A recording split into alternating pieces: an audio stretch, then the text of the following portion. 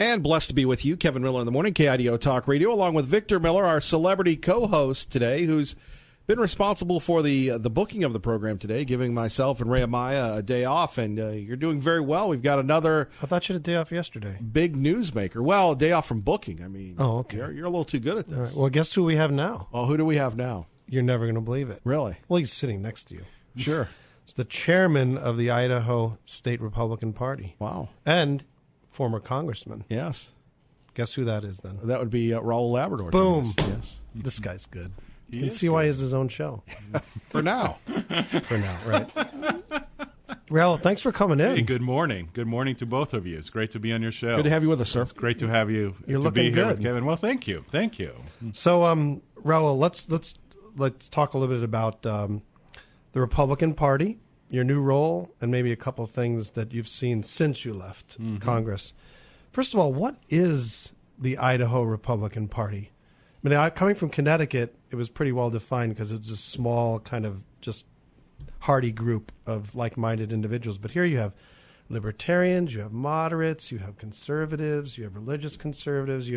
What is the Republican Party, and how are you going to kind of knit that group together? Well, it is all of the things that you're talking about. The Idaho Republican Party represents the majority of Idahoans that believe that we should keep Idaho, what I could say, keep Idaho red, keep Idaho a conservative state that believes in small government, in the rights of the individual, that makes sure that the government's not getting in the way of people doing and enjoying their future. And we do have a large group of people that have different ideas on different issues, which I find very exciting. Some people find that terrifying. I find it very exciting because it means that we are a party of ideas and a party of progress. When you look at the Democratic Party, especially nationally, if you don't agree 100% with everything that they believe in, you're out. You're out. You know, look at what's happening in Congress right now. There's, I believe, 1 or 2 pro-life Democrats. And in the entire Democratic Party in Congress, and they are trying to get rid of them because they don't want somebody who is pro-life in their party. We have people in our party. I'm pro-life myself, but we have people in our party who are pro-life, pro-choice. We welcome all people to the Republican Party, but we also understand that the majority of the Republican Party is socially conservative, fiscally conservative, and when I ran for party chairman is to make sure that we kept Idaho and the Republican Party as it has been, which is a strong defender of freedom and liberty. So as you start your tenure as the chairman, how do you see your role, and what's your strategy, and what's your vision for what you want to get accomplished during your term? So it's a different job than I've ever had because it's not my entire life in politics. I've had a position on issues. It's been my job to tell the people of my district, whether it's in the state legislature or the Congress, this is what I believe in. This is what I'm going to fight for. And I'm going to go back to either the state capitol or the U.S. Capitol and fight for those things. Now my job is to listen to what the party wants and to be the voice for the party. And not so much as advocating for my positions, even though I will strongly stand up for whatever I believe in, but to advocate for what the party wants for the state of Idaho.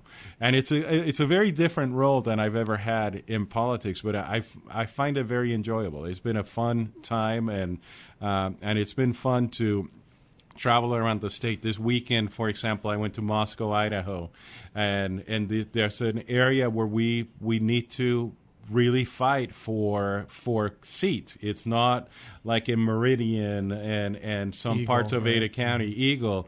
We're fighting for seats, just like we are in Boise and in some parts of Ada County. And what I want is the Republican parties come together and understand that primaries are good. I love primaries. I love when people go against each other. But once the primary is over, that it's time for Republicans to stand together and work together to make sure that we defeat the Democrats in Idaho, because the future of Idaho will not be the same if we don't keep Idaho red. And many people in Idaho, I think they misunderstand. There's a fundamental misunderstanding about what can happen in Idaho. If you look at states like Washington, like Oregon, like Colorado, they have turned from red to blue. They went from red to purple to blue. And they did that almost overnight. They did that in some cases in a very surprising way, when you had very wealthy individuals who decided to move into those states or to use their wealth to try to move those states because they knew one thing. They knew that politics were less expensive in those states, and if they just spent a little bit of money, they could energize a base of people that could turn those states from red to blue. And we cannot allow that to happen here in Idaho, and that's what I'm fighting for. And so, how, as you see real life examples in these other states, how do you what's the counter move that you see that we need to do as a party? As conservatives need to do as a party in the state to prevent that? What's your vision for that? The first thing we need to do is to just wake up and to understand. It's almost like we assume that Idaho has always been red, which is not the truth. We had a very successful, popular governor for 4 terms in Idaho who was a Democrat. My district, people forget, when I became a member of Congress, I think Kevin remembers this better than most people. Right. I replaced a Democrat. I didn't replace another. It wasn't like Russ when he just came in after me. I was fighting a Democrat who was very popular, and he was so popular that the National Republican Party decided that they were not going to help me because they thought I couldn't win. Right. They thought I couldn't win in Idaho. Think about that. Crazy. I don't think the audience remembers that they thought there was no way that that I could win in an Idaho, what I consider a red district, because he was so popular. So it wasn't 2 decades ago. It wasn't 3 decades ago. It was just 8 years ago, 9 years ago, where we had a district in Idaho where Democrats were so strong that the National Republican Congressional Committee decided that they were not going to participate in until the very end, when they realized that, hey, wait a second, this guy's probably going to win, so we better come in and put a little bit of money in there so we can make a claim that we helped them win. So the first thing is we wake up, smell the coffee. Yeah. What else? I don't smell the coffee, but you can. But But just understand that the things that we enjoy in Idaho can be lost easily. But then what we do is we just have to show the happy face of the Republican Party. It's one of the things I enjoy about Kevin is he's a happy conservative. Why are you laughing at that? Well, sometimes, yes. But you got to have a smile on your face. You got to talk about the things that we believe in, and we have to figure out how to reach our young people.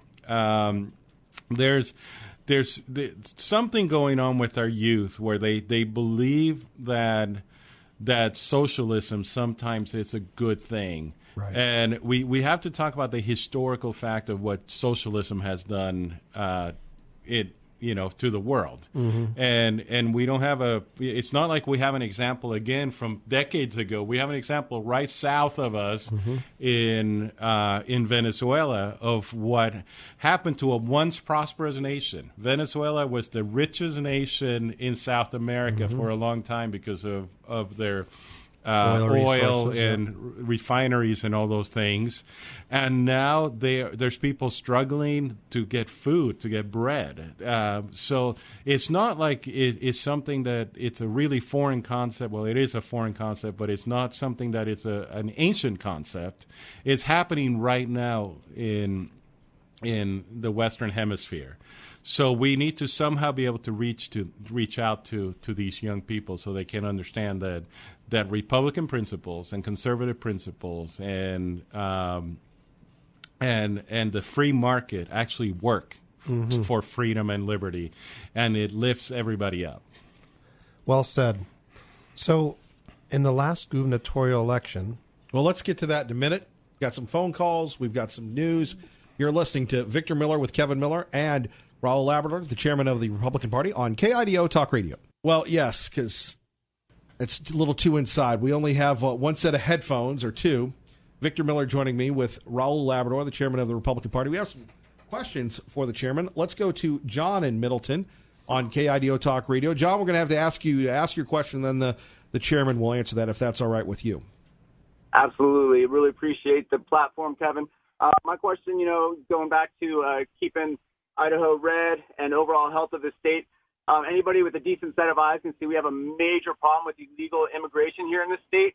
And it seems like the Republicans are doing absolutely nothing to make some serious corrections to this issue.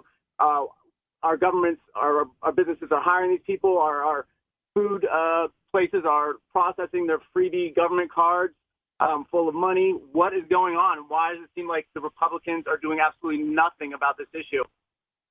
Well, John, thank you for the call, and we'll let the chairman answer. This is a question and an issue that you're at the tip of the spear about, sir. No, John, this is a great question. It's my biggest disappointment from being in Washington, D.C. is that we weren't able to solve this issue. We had a really good bill. That was the chairman of the of the subcommittee dealing with immigration in Washington, D.C. We had a really good bill with myself and the chairman of the Judiciary Committee, where the sponsors, it was a bill that was supported by President Trump. And unfortunately, it was our Republican leadership that got in the way and decided that they didn't want to pass this strong bill that Chairman Goodlatte and myself were sponsoring, and what they wanted to pass was something that was a little bit softer. And it divided the Republican Party, and we were never able to get a majority in the House, even though my bill received most of the votes. I think my bill had 191 votes, and the other bill only had 162 votes. I believe those were the numbers. But it's one of the things that it's, and I tell people, when Republicans to me complain that sometimes about Trump, I tell them we have Trump because Republicans failed for many years to fix the immigration problem. They needed a strong leader who was going to tell people what needed to happen on immigration. And I tried to solve that problem for 8 years in Washington, D.C. And I hope that our Republican leadership in Washington has learned from that lesson and decides to do something, because we have to do something strong on immigration. America needs to be welcoming to immigrants who come here legally, but we also have to make sure that we stop the illegal inflow of immigrants that is causing tremendous damage to our nation. All right, we continue on. Let's go to the publisher of the Gem State Patriot, our great friend, Tea Party Bob. Good morning, sir. You're on the air. Go ahead, please. Good morning, Mr. Miller. Thank you for a good show this morning. Victor, as you said, Idaho is very unique, and you spent some time talking with Fulcher about the huge amount of Idaho land controlled by the federal government. Congressman Labrador spent 6 years trying to fix this problem. This, in many ways, is one of the most serious problems we have here that deserves everyone's attention. Understand that rural areas are the real strength of the Republican Party, yet they have been in demise for 25 years, that they continue to deteriorate with the continued loss of good-paying jobs. And they have more social services than ever before, and they need rebuilding of the infrastructure. I don't believe the people moving here from other states have an appreciation of how serious the problem is and how it's going to eventually affect them tax-wise and infrastructure-wise.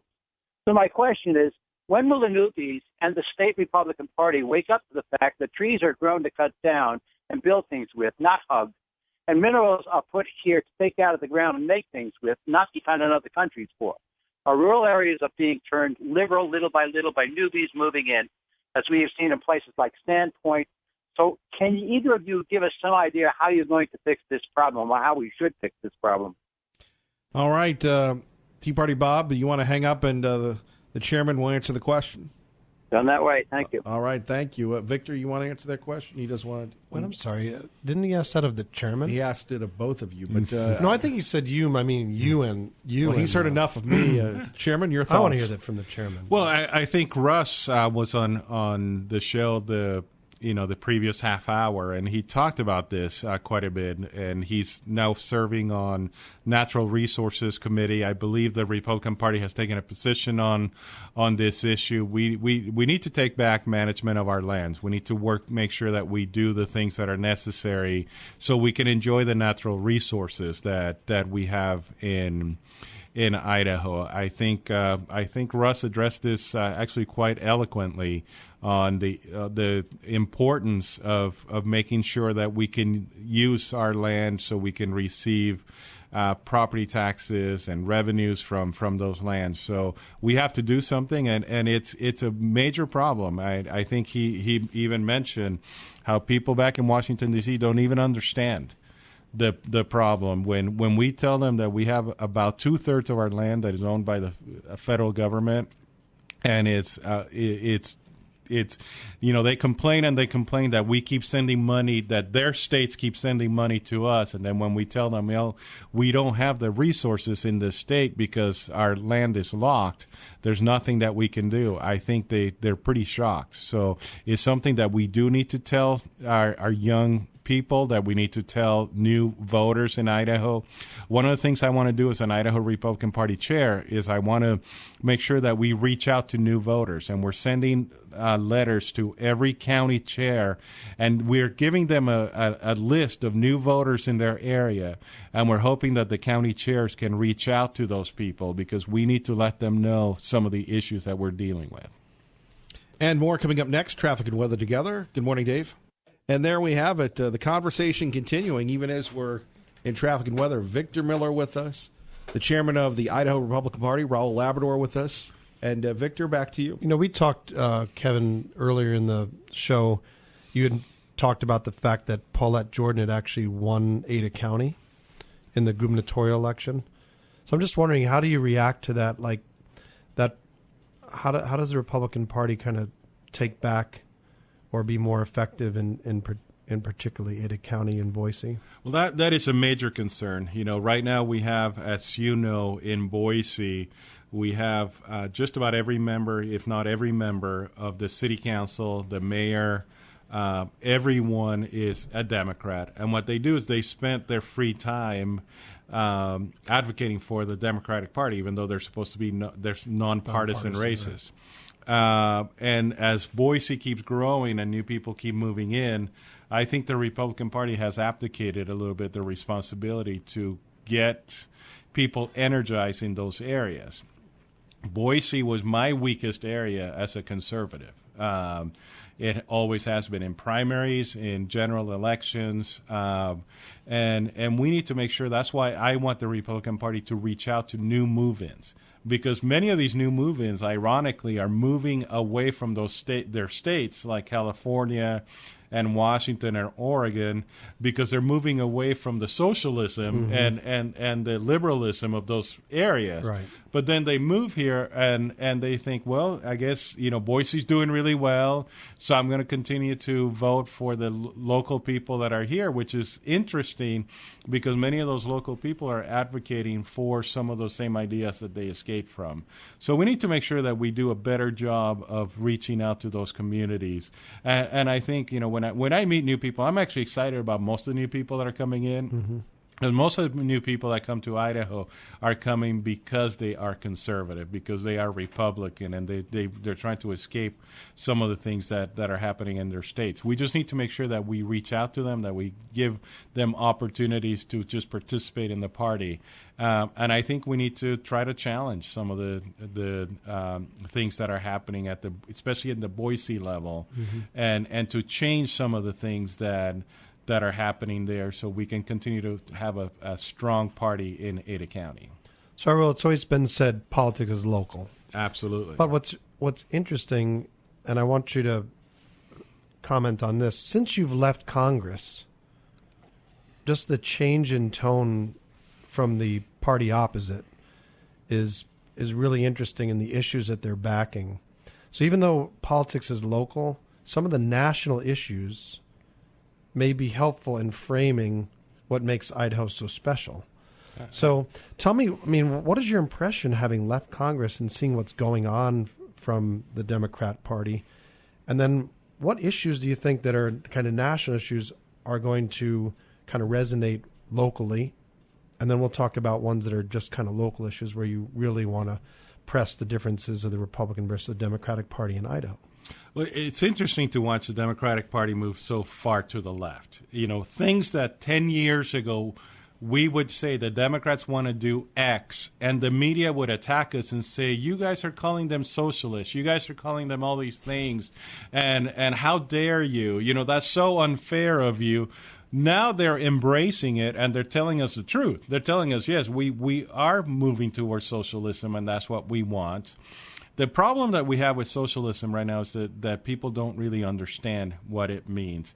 Some polls even show that young people think socialism means social media. That just because, you know, social media is great and it opens up communication and it opens up the ability to talk about yourself and talk about the issues that you care about. That's what socialism is. Right. Being social, right. Being social, exactly. Mm-hmm. They think that socialism is being social. Right. And against that? And that shows a fundamental lack of merit in our school systems, that our schools are not teaching enough about what really happened historically, what made America great, what are the things that we had to fight. Yes, we know that we had some horrible things happen in our history, but we also had some things that were amazing, that created more freedom and opportunity for the most numbers of people than any other system of government in the world. So those are some of the things that we need to talk about. But at the same time, we need to look at, like you said, at the local issues. And how do we address the things that make Idaho great? And one of the things is that Idaho has had a strong conservative legislature, has had a strong Republicans in both the governor's office and in all the other offices in the legislature. And we have continued to fight the lurch to the left that other states have advocated for. So my concern is that we need to really look at this initiative process, because some of the ideas that the liberals cannot pass through the legislature, they're going to try to pass through the initiative process. Mm-hmm. And I think it's something that I'm asking the Republican Party to look at, and we need to take a position on it. And we need to look at exactly what needs to happen, because this is something that could really energize the left in Idaho, and could be to the detriment of the good things and the good things that keep Idaho red. Did you like the idea that the legislation on the tightening the initiative? Again, as the chairman of the party, I'm not going to take a position on.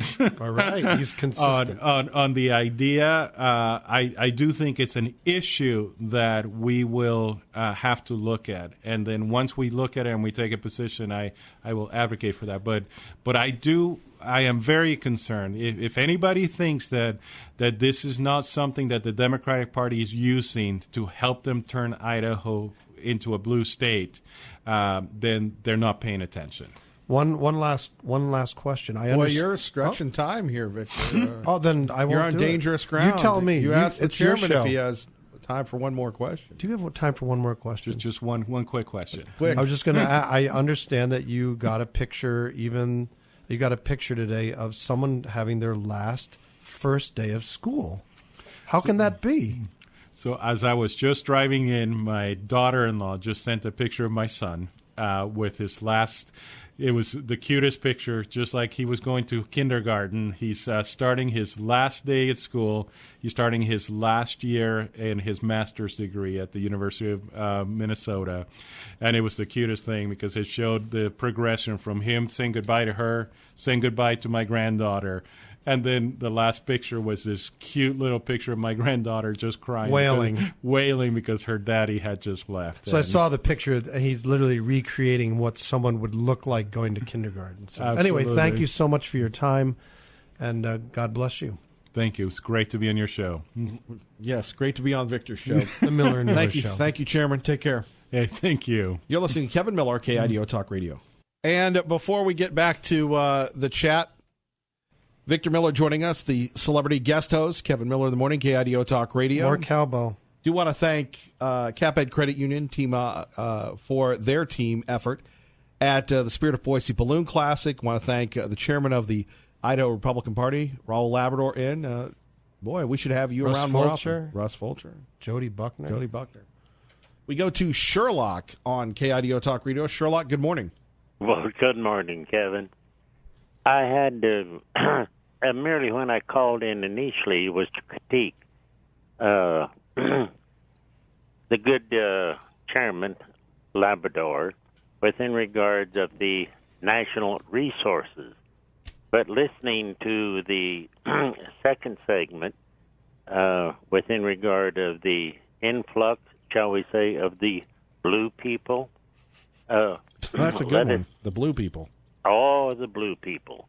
Well, that's not rocket science. The blues. You know, whether they come from Seattle, Portland, L.A., California, whatever, they can come here and buy a $250,000 home because they sold the one where they were from for $950,000.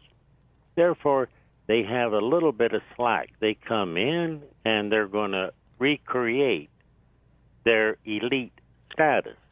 But put that aside. Going back, I hope you have a pen. Within regard of our natural resources within Idaho, neither Mr. Fulcher nor Mr. Labrador have the slightest idea of where the National Force, or for that matter, where the BLM come from. And the key of it is that, and you have your pen in hand, I'm sure, or you can record it, 1987, Utah Division of Lands versus United States. Sandra Day O'Connor did the last definitive determination about who owns the land. Victor, you want to jump in on this? Well, this is your show, my God. All right, keep going, Sherlock. Yeah. Keep going, Sherlock. Don't let him provoke you like that. Well, Victor, I have no problem with what Yeah, the Victor, you Republicans... got something to say? No, I don't. You know how much I love you, Kevin. All right. All right. We got that in common, Sherlock. Go ahead. Are you there, Victor? We are. We're both. Yep. Yeah. Oh, okay. Well, that's what it boils down to, is that now, within regard to the political aspect of it and who's coming in, when you're deciding, Boise, it goes back many decades, probably before you were born, Yeah, Victor. in which the I'm older than state you. of Boise. Good point. And in that regard, Tea Party Bob is absolutely correct, is that it is the rural, not the state of Boise, that is the wealth of the country, of Idaho, per se. And the thing of it is there's no respect. And we will not go into the aspect of how many, what votes do the county have, or versus the rural versus the city. Yep. Yep. All And right. therein lies the key. Well, And that's right. The libs in the city are trying to take over. Sherlock, anything else? that'll do it. Thank you. Great call there. Victor Miller joining us, the celebrity co-host today. Kevin Miller in the morning, KIDO Talk Radio. Don't forget, coming up Saturday, Girls with Guns will be shooting at Independence Indoor Shooting. Come by, shoot for free. All you have to do is register. Now, you got to buy your ammo, but check out the incredible facility, including the longest indoor shooting range in the Northwest, 100 yards, so they can handle any weapon. Speaking of you, you're like the lethal weapon here this morning. Well, I'll tell you, I'm thinking, you know how they have the notorious RBG? Yes, Ruth Bader Ginsburg. Yeah. I think we should have TPB. Tea He's Party Bob. he's a lot of things. The He old should Sweet have Prince, he should have his own like T-shirt. the line old and Sweet Prince everything. of the Treasure Valley. Yes. Hey, I want to ask you a question. Mm-hmm. You were on some pretty interesting television shows. Tell me about what was it like being with Nancy Grace? Is she seemed very intense on air. Sure. What was that? What was Well, that show like? As we've said before, I've had a great run going on the Today Show a couple times, 48 Hours. Nancy Grace, Bill O'Reilly, Sean, Hannity and Combs, not Hannity and Combs. So I'm dating myself a little. Television is a weird thing. It's on one hand one of the most recognizable experiences you can get. On the other hand, it's one of the most shallow compared to radio. You can go on and go toe to toe with like a Chris Matthews or a Bill O'Reilly, and you can do these things, and it doesn't have the same impact as talking to Sherlock or interviewing the chairman or having you on. It's a totally different vibe. That's why, again, I admire Sean Hannity so much, because he can do both. But to be good, I think it's very easy for a radio person to go into television, not so easy for a television person to go into radio because of the visuals. And when I did a show in Pittsburgh, the Night Talk with Kevin Miller. Right, you had a TV show. Right, the visuals. It was like the O'Reilly Factor, the local version of that, which was kind of cool. That was tough because right after I got fired from the CBS radio station, KDK, the first radio station in the country, will be 100 years next year. You had to go. I went back on publicly, and I kept going. There's the guy that got fired, and you had to. And I was open about that. What was it called, celeb though? I suppose, but they called me like the day I got fired and said, "Hey, we want you to do this." It was a part-time job, but between that and collecting unemployment and hanging out with my dogs, I made it through. But back to Nancy Grace. Do you ever work with someone, and not only you, Victor, but you listening right now on KIDO Talk Radio, and there is an immediate chemistry, right now, No. right? Exactly. Yeah.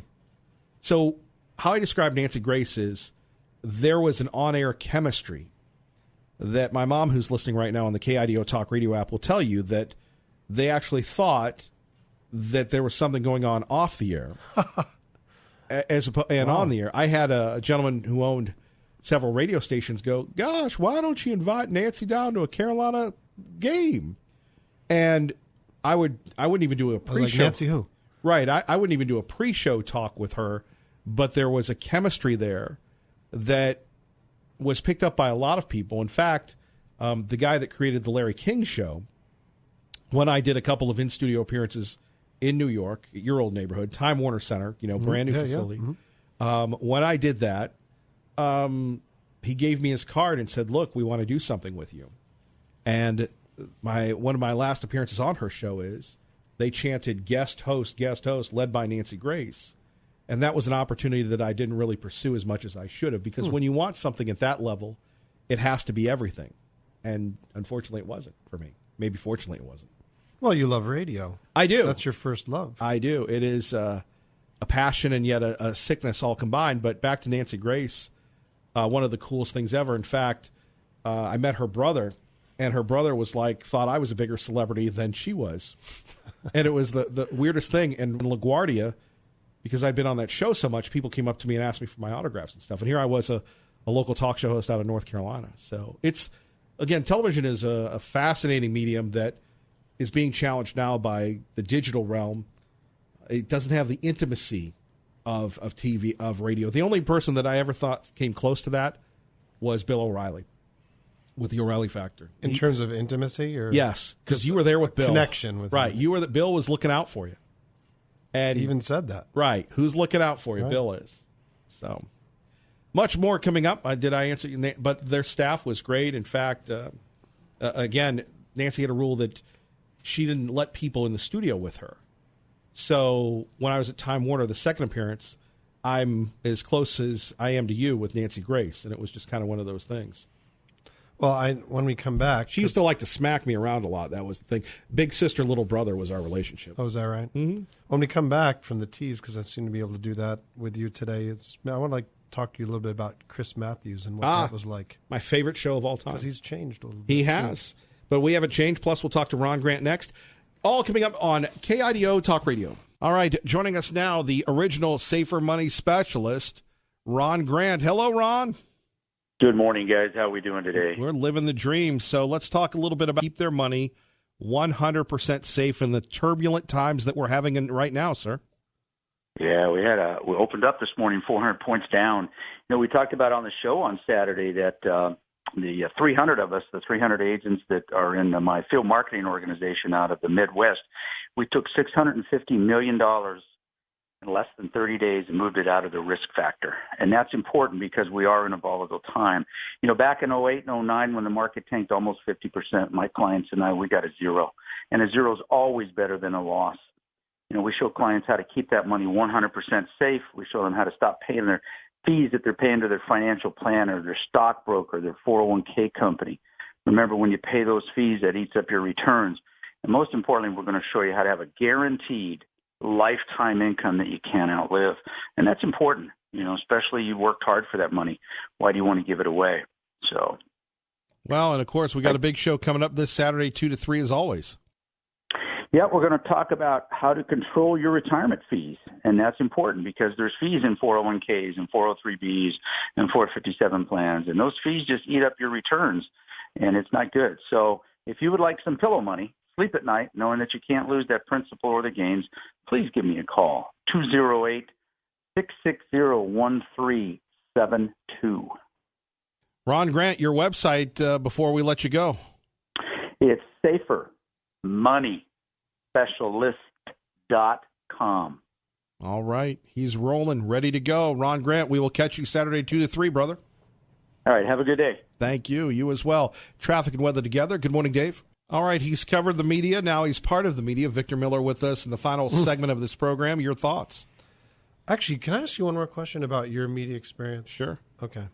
So I know that you appeared on Chris Matthews' show, right, a number of times. I did. I used to watch his show quite a bit, but it feels like he's really, I don't know, he's kind of drifted where he's not as, he's more biased than he used to be, I think. But what was that experience like? What were those shows like? No, that was a dream come true because Chris Matthews was the original political show on television. And it's weird. Here I am, we'll just say in my 50s. And back then I was in my 40s and 30s, and people looked at me kind of like a little mascot. And Chris Matthews always liked my humor because I would say something about my weight and it would get him laughing and chuckling. And he has an affinity for Pennsylvania because his brother ran for lieutenant governor there. And I think that was part of it. And, you know, it's funny because, you know, I did that show for years. It was cool. I always wanted to go to D.C. and do the show with Chris. Mm-hmm. And since I moved to Idaho, much more conservative state, his producer, Query, who's still with him, won't return my calls or anything. It's the weirdest thing. It's a very transactional business. But, yeah, he has gone really left loony, unfortunately. Did you enjoy that experience? Was it with Chris Matthews? Yeah. See, most of the kids today will say, the millennials 38 through 23, that if you have a hot take, you have a massive Twitter following, all of a sudden you have credibility. But with Chris Matthews, that was the original show, and to be on Hardball, it was a big deal. It's still a big deal. But today we have all these media outlets and the Daily This, the Daily Zap. It's amazing to me that people don't have perspective. I remember I used to be one of those kids because when I started on talk radio, I was 27. And what life experience did I have? None, comparatively speaking. So, but again, there's a magic about working in markets this size where you get to know the people, you get to make a difference. That is lost, I think, with all due respect, in the digital realm. I agree. It's the analog, I think, is radio's like the vinyl record. Like for music, it's warm, it's continuously sampling, it's intimate, it's wonderful. And radio, you can't have this experience anywhere else. And your listeners are loyal to you. They depend on you. You sow into this community like none other. And I just think that you embody the good things about this industry. And I just hope this industry's around a long time. There's concerns, of course, with people doing Spotify and kind of taking the personality out. Sure. They just want the music. They don't want the personality. But when it comes to talk shows, you can't replicate those. These are uniquely available on broadcast radio. No, I would agree with you. And I want to thank you, for your support of Idaho Chooses Life, and Absolutely. for you doing a great job with the program today. I just listen to your show a lot. No, it's a good teacher. Little too good for me. Miller and Miller. That's the old Rush Limbaugh rule. Oh, is that right? Yeah. Never have too many too good. But Victor, thank you. It's been a pleasure, Kevin.